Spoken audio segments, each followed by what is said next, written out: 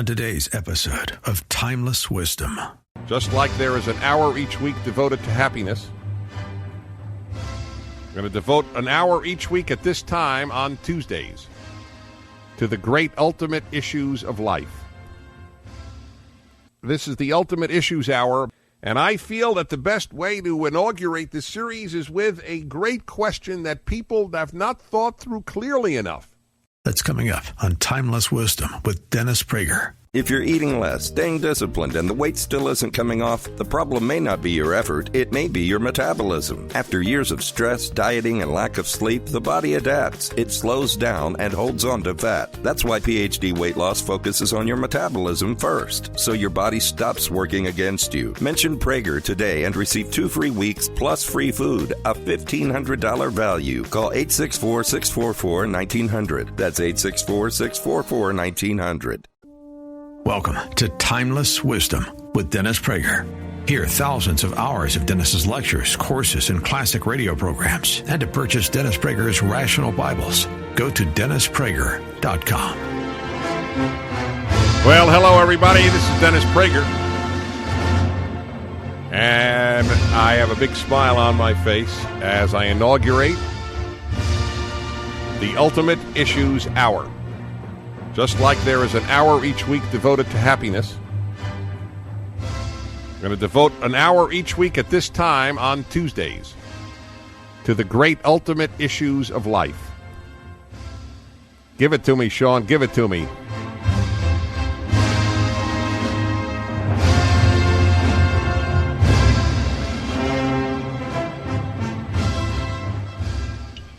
Yes, indeed, everybody. This is it. This is the Ultimate Issues Hour because I believe, in conjunction with happiness, that what people need is a philosophy of life.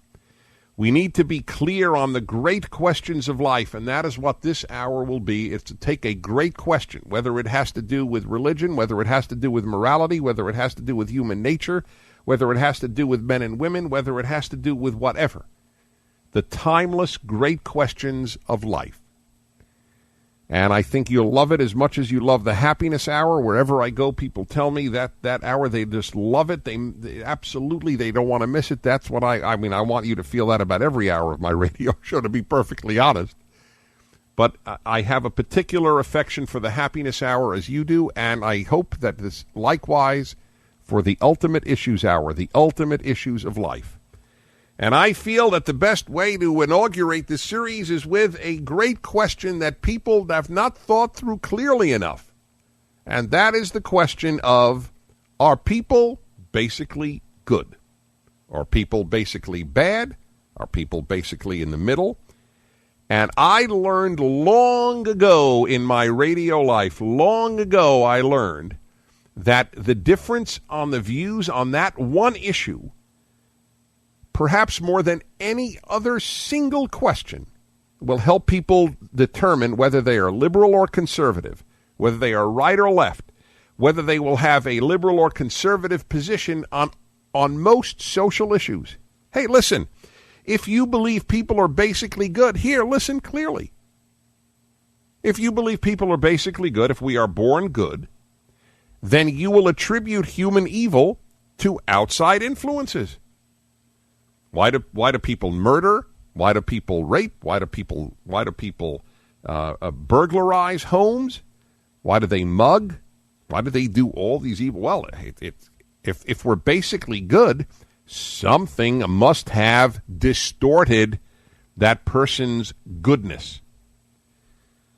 But if you believe that we're not basically good, then you'll say that, well, the person who murders, the person who steals, that person is in fact giving in to his nature, because it's natural to kill. It is natural to steal, natural to rape.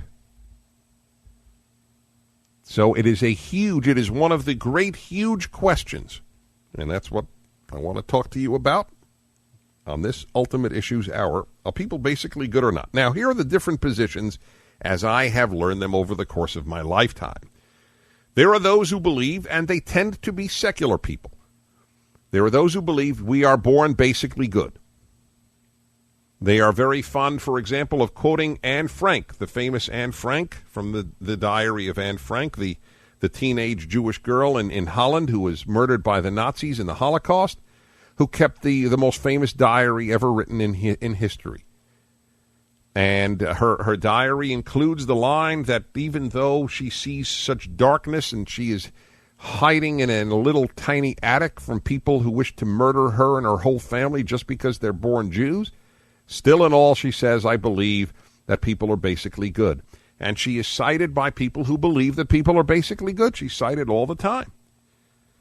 Now, who can't love Anne Frank? But to cite a teenage girl's view of humanity as an argument for that view, I've never found that terribly compelling. I just happen not to agree with her.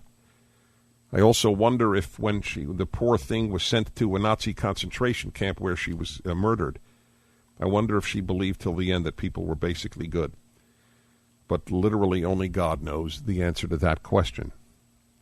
On the other side are those who believe that we're born bad, that human nature is utterly corrupt, and only with a religious affirmation can one deal with a dark, sinful nature. And there are all views in between. I'll tell you my view.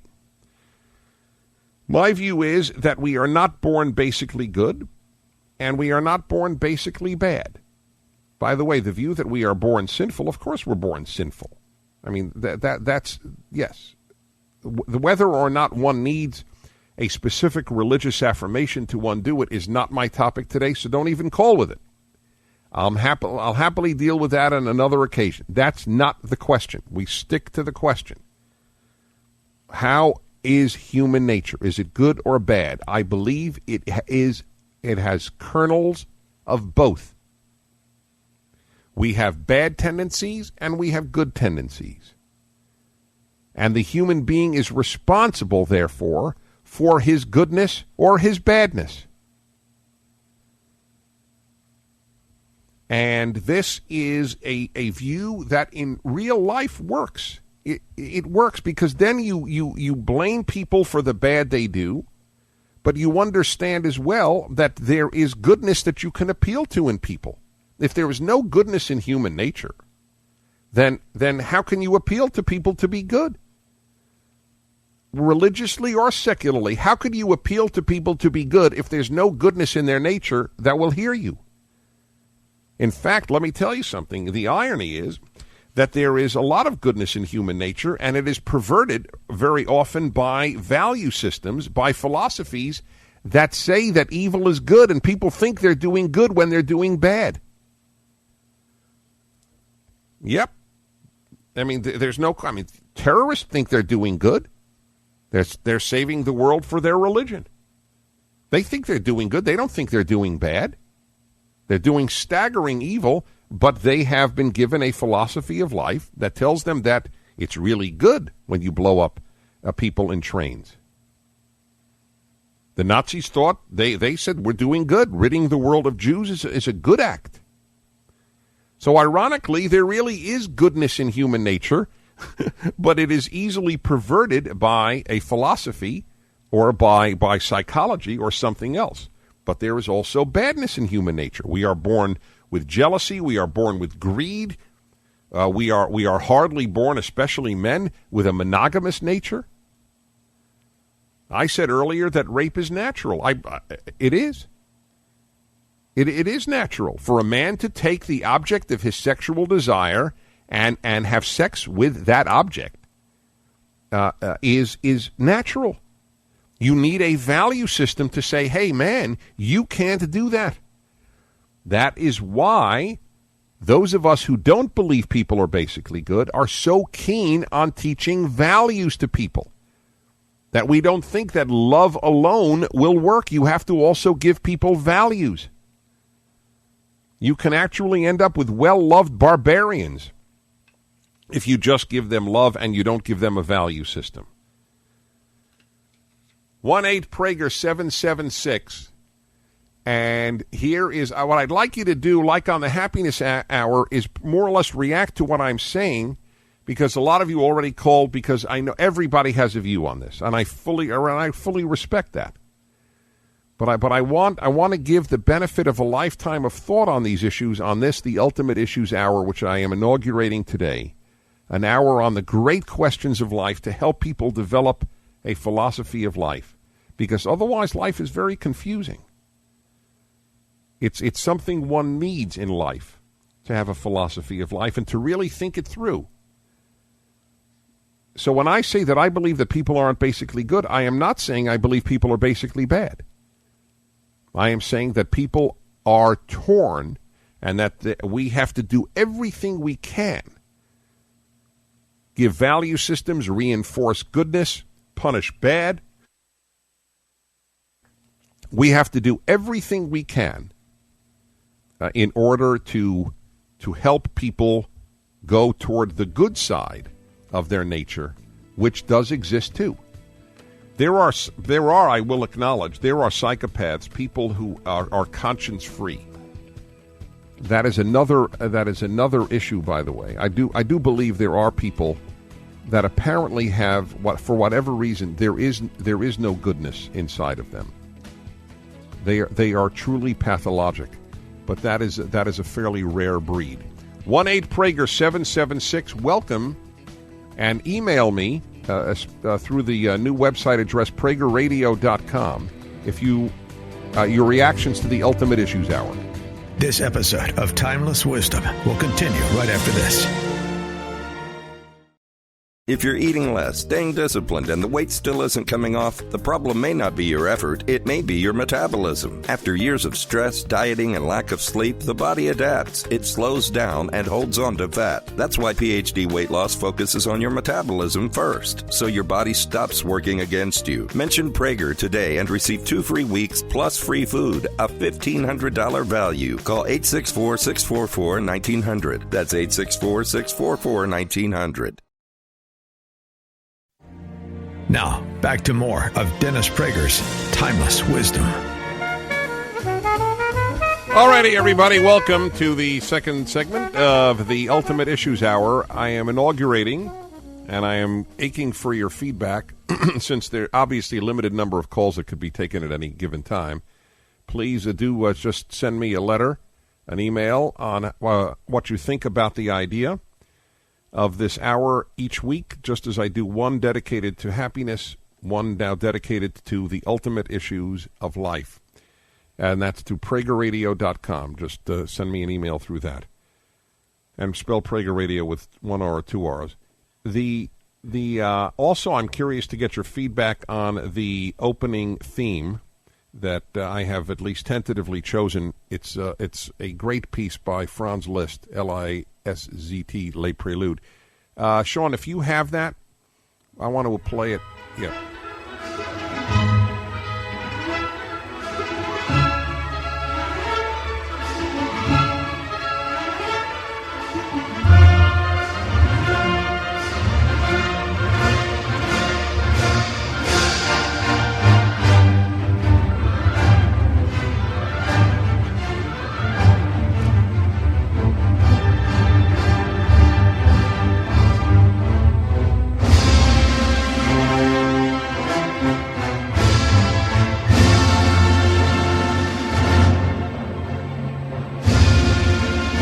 Anyway, I love it, but we're open to reactions, and let's talk about this: people basically good or not. The widely accepted version in the secular West is that people are basically good, born good.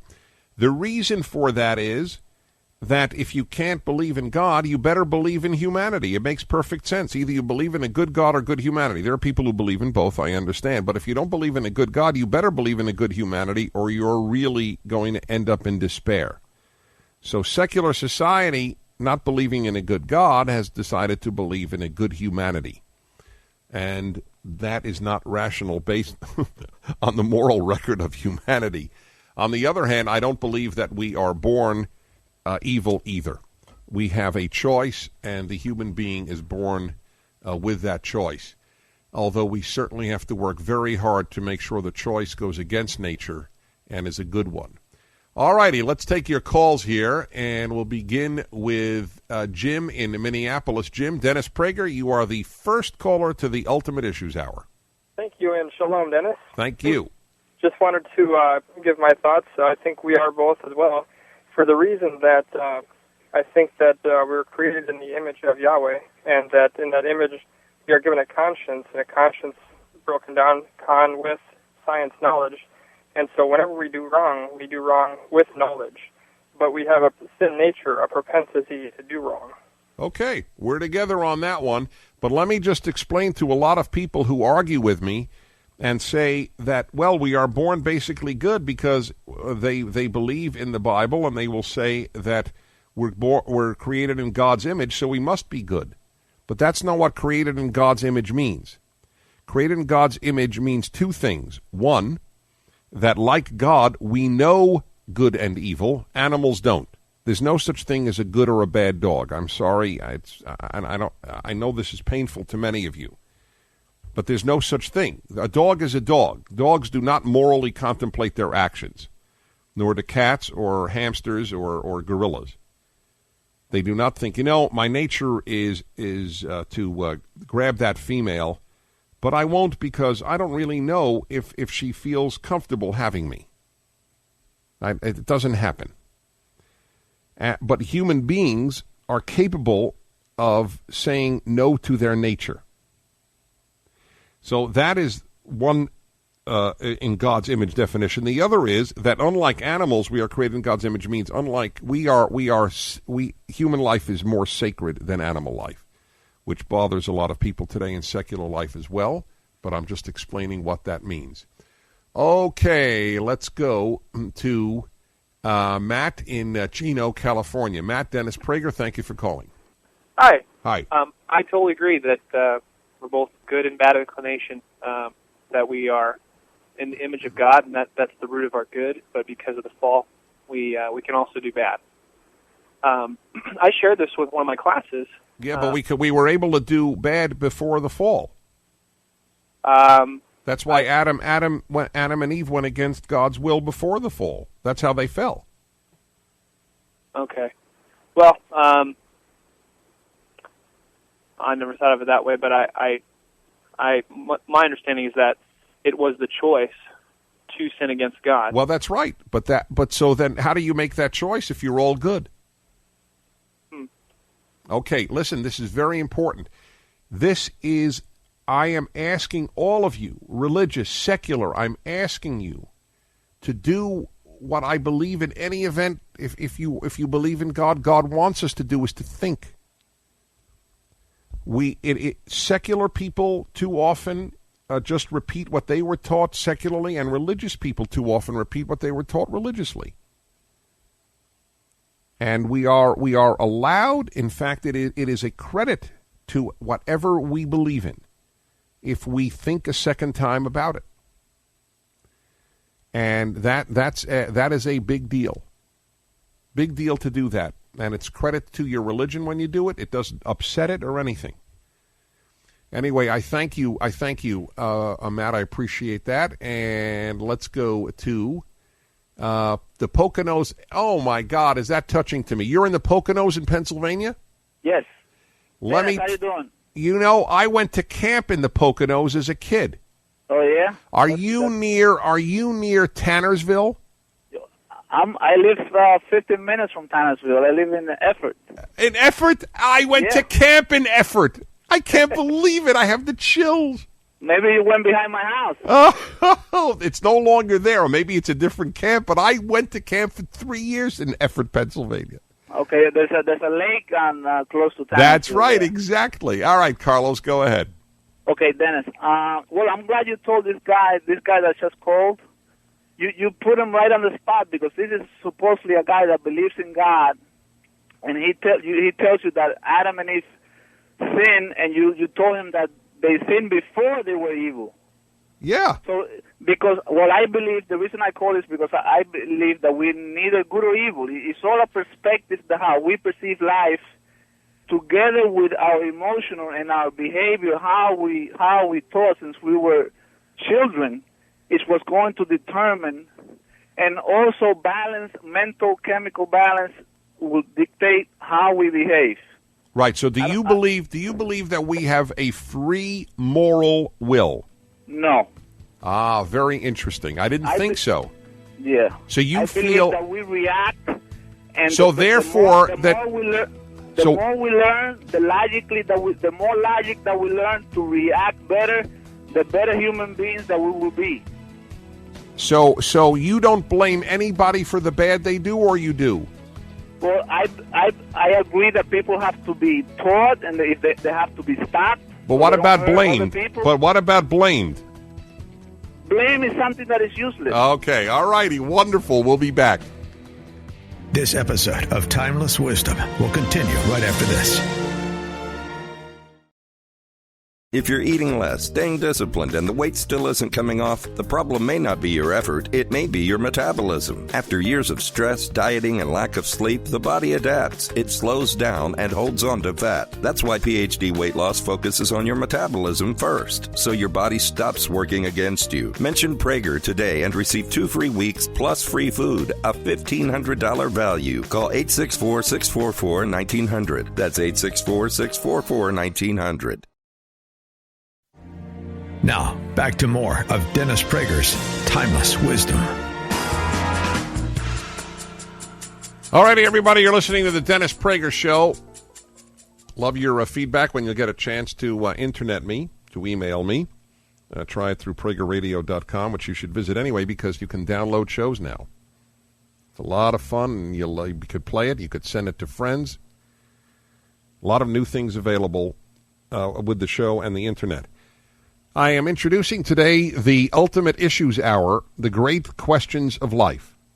1 hour a week on them. I have chosen this hour on Tuesdays, just as we have a certain hour on Fridays on the subject of happiness. Today, the great Ultimate Issues question is, are people basically good, basically bad, or in the middle? I choose for the middle, but it is for many people, of course, harder to be good, but I do not believe that we are created with all bad. I do not believe, and certainly not all good. I mean, that notion that we're basically good cracks me up.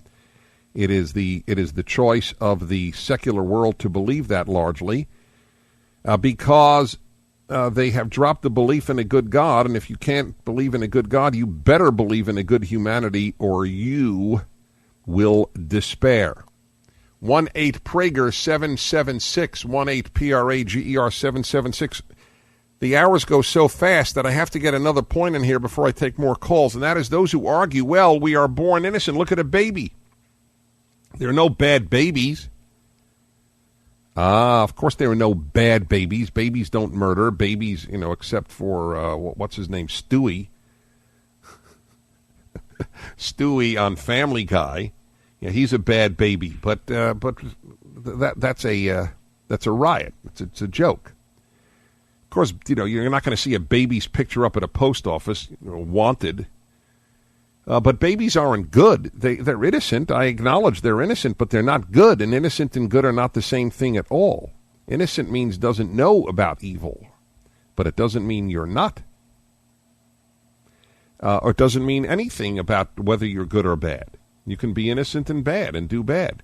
Did any baby ever say, gee, I've been throwing up and coughing and vomiting for the last, I already said throwing up, but, just causing a riot here, and my parents haven't had any sleep, and they haven't had sex in the last 3 weeks or 3 months because of me, so I think I'll just shut up tonight. Of course not. Now you say, well, a baby can't do that because if they shut up, they'll die. I mean, whatever the reason, but babies don't think that way.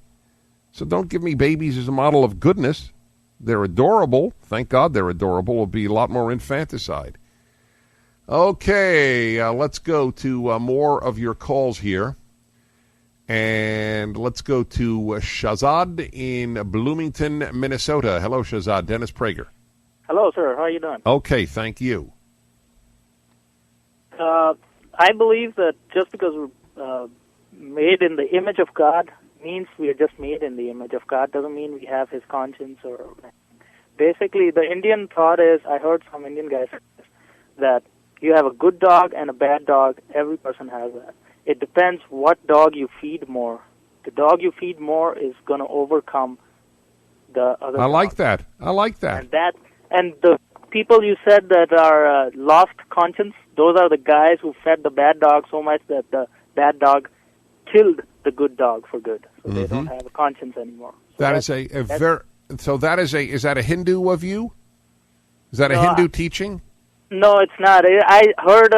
I'm Indian, and that's an Indian school of thought. It's just a. Well, how do you distinguish? Kind of how do you distinguish between Indian and Hindu? That's what I'm asking, I guess. Indian is somebody who has the Indian culture in them, and Hindu is somebody who could be an American and yet. No, you can't. No, it's Hindu then, because the truth is you can't be a Hindu if you're not Indian. You can learn from Hinduism, but you can't be. Only Indians can be Hindus. That's just like only Persians could be Zoroastrians. But anyway, thank you though. I think it's a wonderful teaching. That's a very good point. It is. I agree with that. If you feed the good of us, we have this good dog, bad dog inside of us. I like that. It's a very good metaphor. But and it comports with exactly what I was saying earlier. I think that we in fact have both. And that's where nurture does come in. Which do we feed? Which do we teach? Which do we reward? Which do we foster? Absolutely. That's why it's so important to monitor the goodness of your children and don't assume that if you just love them, they'll be good. Oh, boy, have I seen that not work. I'm not talking about my own, but I've seen it. 1-8-PRAGER-776, the Ultimate Issues Hour. I'm Dennis Prager. I welcome you back. This is the inaugural hour of the Ultimate Issues Hour. Love your feedback. Send it to me. And call in if you can. The lines are taken, but every so often there's a cleared line for obvious reasons. Either I've spoken to somebody or somebody just gives up waiting. And on this, the first Ultimate Issues hour on the great questions of life, every Tuesday at this time, it is, are we basically good? Are we basically bad? Are we in the middle? I think we're in the middle, and it is a challenge to be good. But we have lived in a secular Western world that has argued for us being basically good. One of the great consequences of that is that we blame society or something else for all the bad that people do. After all, if good people do bad things, it must be society's fault. Now, I'm not saying society plays no role. Of course it does. It certainly does. The values of a society have a very deep impact on people. But in the final analysis, we are still free to choose. Also remember, and this is unbelievably important, if we cannot hold people responsible for the bad they do, then we cannot credit people or hold them responsible for the good they do. If society is to blame for the bad people do, then society is to be praised for the good people do, and not the person. All righty. And let's go to San Diego. Tony. Hi, Tony. Dennis Prager, thanks for calling. Yeah, Dennis, earlier you said that the man was a sinner prior to the fall. Right. In the Old Testament, as a Christian, I believe that the woman was taunted by Satan. Therefore, when the woman ate of the fruit, she then was a sinner at that point, and she fell. And yeah, but how did she let herself get taunted if she was all good and perfect? She still had a choice. Exactly. And she had a choice. But so that's where I agree with you. But so she wait. We have to go step by step. So she made a sinful choice. She made a choice of being sinful, yes, but she wasn't sinful until she ate of the fruit. But she made a sinful choice prior to eating. So you're saying that she made not a sinful choice, but a bad choice. I don't know what the difference between bad and sinful is, but yeah. Okay. I don't completely agree with you, but at least you understand why I say it. I understand what you're saying. Okay, thank you. Appreciate that a lot. All righty, and let's go to, let's see here. All righty, let's go to Linda. Linda, Plainfield, Illinois. Dennis Prager, hi. Hi. I agree with a lot of what you're saying, but like the last caller, I think Eve was not sinful until she made the choice. She had the capacity of. Well, of course, but that's what sinful means. That you have a nature that enables you to make bad choices, wrong choices. But whatever. my understanding is that gift of free will is what is part of our being created in the image of God. That is exactly what image of God means. That and that that human life is sacred. I agree. That was my explanation. But until we make that choice, we have not become sinful. Well, all right, but I'm talking about our nature.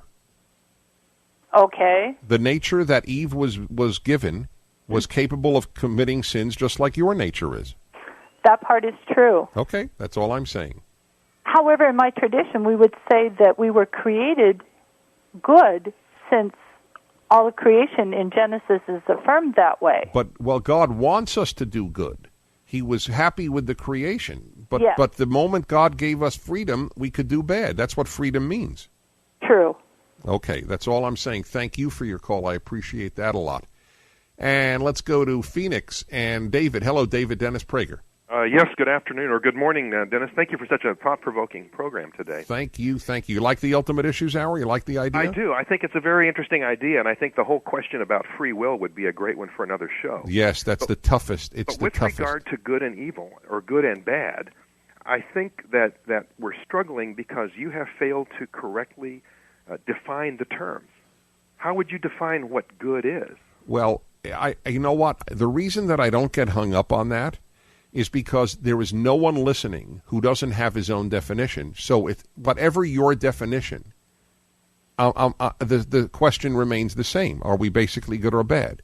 Okay, well, so I've been thinking about this and struggling with it as we go on, and there's been a lot of talk from people from the Judeo-Christian background, and that certainly is part of my own frame of reference. And we talk about being born in sin. And you know, was Adam and Eve, were they sinners prior to the fall in the garden? And that's sort of a question. And so maybe if we relate, if we say that bad is sin and good is not sin, so what does that mean? And to me, a sinful nature is something that is entirely self-centered. It's all about me. I'm doing what I'm doing. I agree. I agree with you. It's a huge element in bad, or in sin, or whatever term we wish to use. You are 100% right, or at least let's put it to be more humble, and I mean sincerely humble, not fake it. Yes, that is what I would also hold to be at a major root of bad: the inability to think outside of oneself. It is. There are people who have it built in. Now, here's a tough one. You want a tough question, folks? Here's a tough one for you. While I don't believe that we are born good or bad, that we are born with tendencies in both directions, I have to look at reality. I can't live in theory alone. I have to respond to reality. And the reality says to me, Dennis, that there are people who seem to be born with a kinder disposition than others, or others with a more self-centered one. Maybe I'm wrong, and God knows I hope I'm wrong. I wish we all had an equal chance to be good. But it does seem, at least that way, that for some, goodness is a much tougher struggle than for others.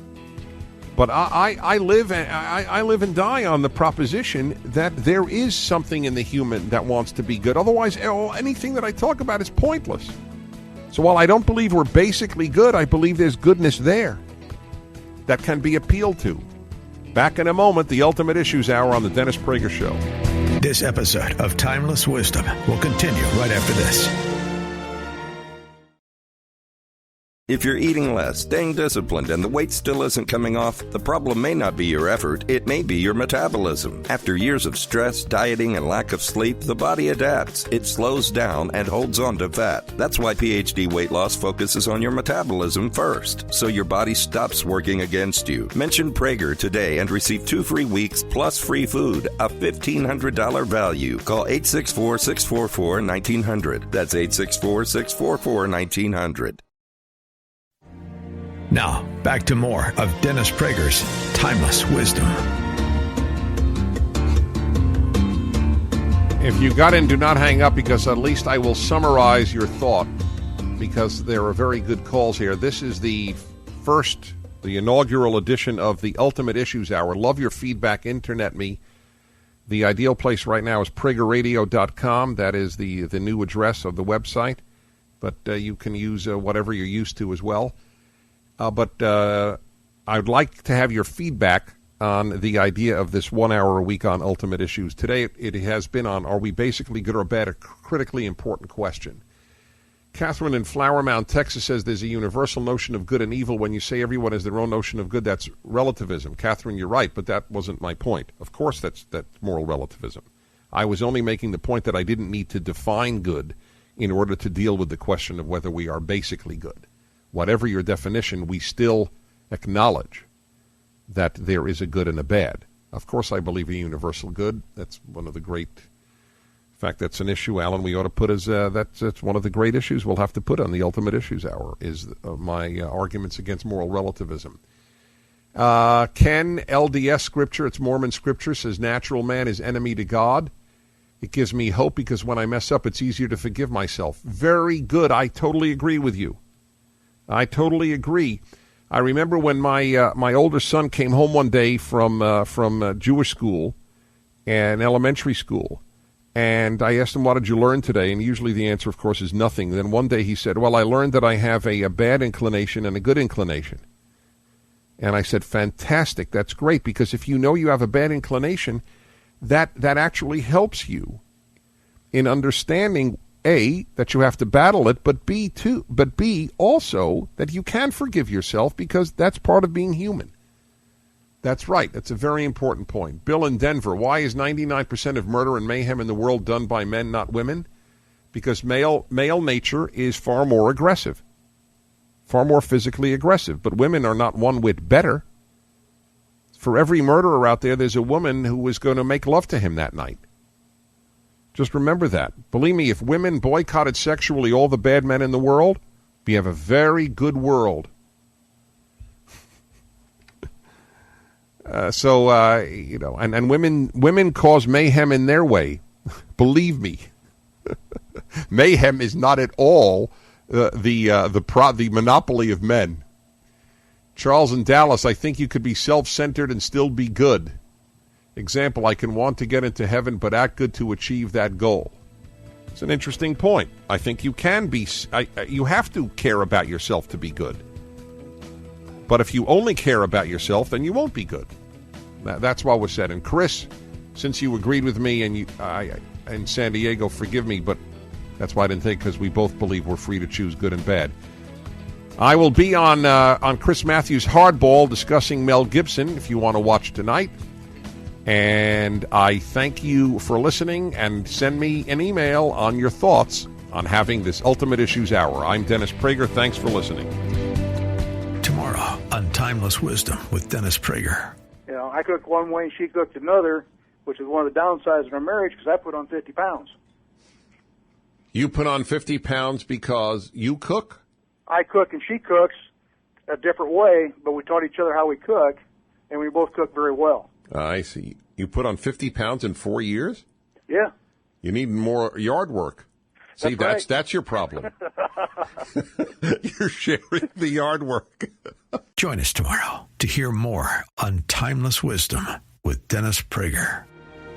This has been Timeless Wisdom with Dennis Prager. Visit DennisPrager.com for thousands of hours of Dennis's lectures, courses, and classic radio programs, and to purchase Dennis Prager's Rational Bibles. If you're eating less, staying disciplined, and the weight still isn't coming off, the problem may not be your effort, it may be your metabolism. After years of stress, dieting, and lack of sleep, the body adapts. It slows down and holds on to fat. That's why PhD Weight Loss focuses on your metabolism first, so your body stops working against you. Mention Prager today and receive 2 free weeks plus free food, a $1,500 value. Call 864-644-1900. That's 864-644-1900.